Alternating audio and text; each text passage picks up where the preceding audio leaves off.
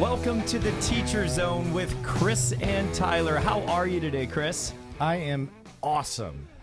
And how are you? I'm doing great. I'm so excited right now. I'm high energy. We got a really amazing guest in the studio today. We're so lucky to have Scott Duffy on our show today. What's up, Scott? What's up, brother? Great to have you on. Good to see you. For those of you that don't know who Scott is an entrepreneur. He's a speaker. He's a brand ambassador. He has a best-selling book launch. So if you don't have the book, you should go out and buy it.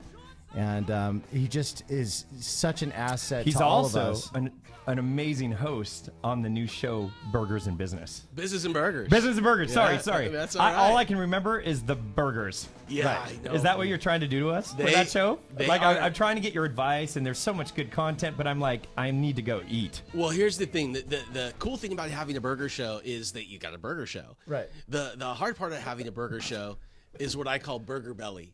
Have you had to up your workouts? Oh man, it's like, yeah, it's tough. Yeah, these burgers, they're usually an average of about 4 to 6 inches tall. They're probably 1,400 calorie plus. They're crazy. They're crazy. Well, first of all, what Business and Burgers is. So, for those who don't know, it's a search for the best burger in America. Okay. Oh yeah. And a side of great business advice. So what we do is we go to one new city every month, and we go to the top restaurants and brew houses and pubs. And while we're there, we invite all the top local entrepreneurs and athletes and celebrities, and they come and they eat burgers and they share the lessons they've learned in business.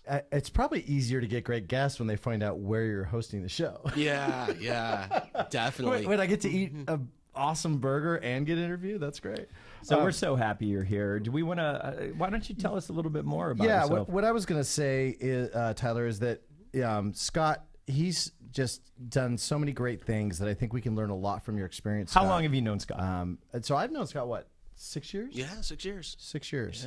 Yeah. And what is really neat is that Scott has such a varied background. He's able to be a wonderful mentor to all of us entrepreneurs. So anybody that wants to grow your business, anybody, especially for this podcast that's focused on music instructors, so right. music instructors or music schools. Right. Scott's going to be great help talking to us about what are some of the pitfalls we fall into. Scott's been listed in the top 10 for keynote speakers. Scott, you were listed last year, Forbes, right? In the top 10 of the United States, guys. That's huge. Or is that global? It's pretty good. It's top 10. I'm calling it global. And then also this year, it was at entrepreneur.com. Or Entrepreneur, sure. It's so huge.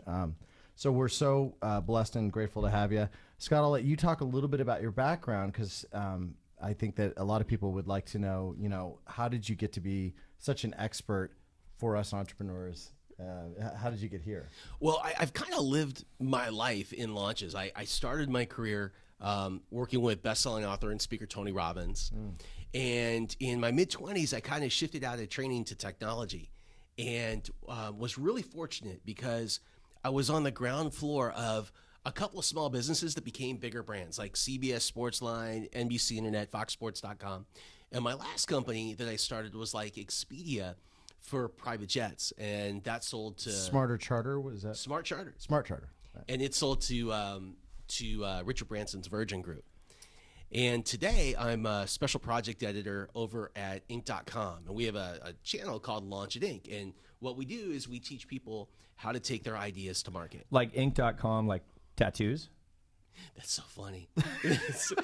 That's so funny because I just wanted to make sure our audience, we've got, you remember, 50% of the time. Teachers don't, we look all clean cut and whatnot, but there's a lot of musicians listening right now, and we might think it's the wrong ink, but it's Inc. Magazine. Inc. Magazine. Got it. INC. Not as exciting like this ink that Chris has right here. Hey, I told you to cover that up.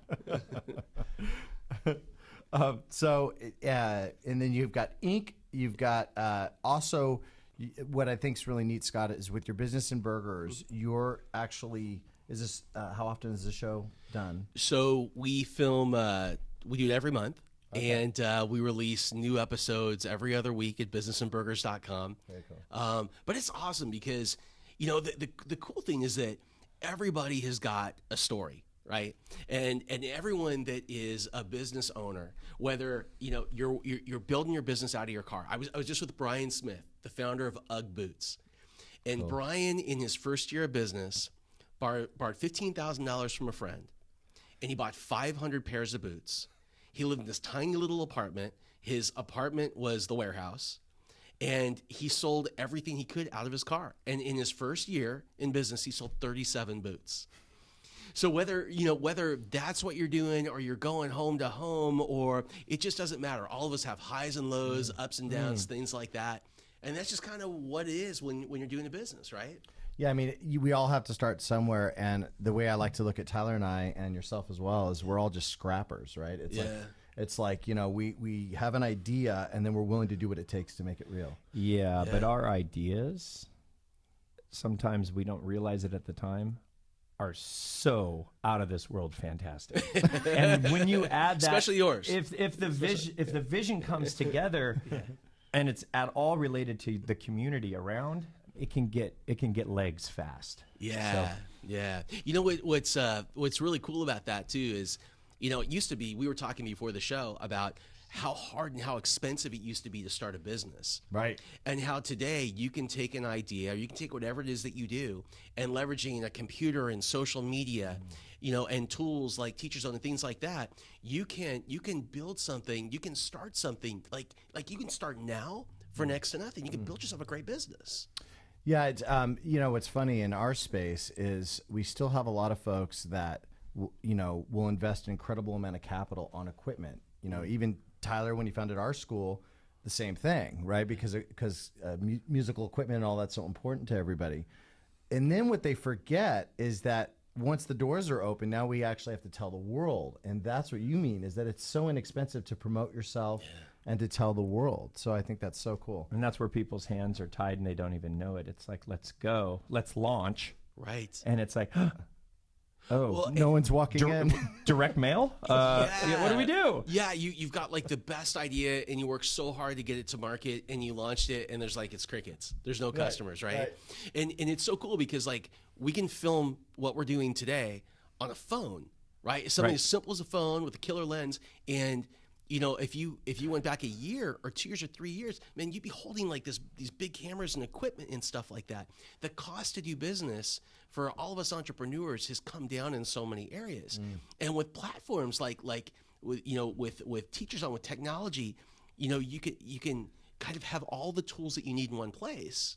Right, yeah, which is super cool. We used to need employees to actually handle a lot of the tasks that our software and others can do. One of the things that Tyler had asked me, Scott, right before the show, he said, "So Chris, we talk about being entrepreneurs all the time. What does it actually mean?"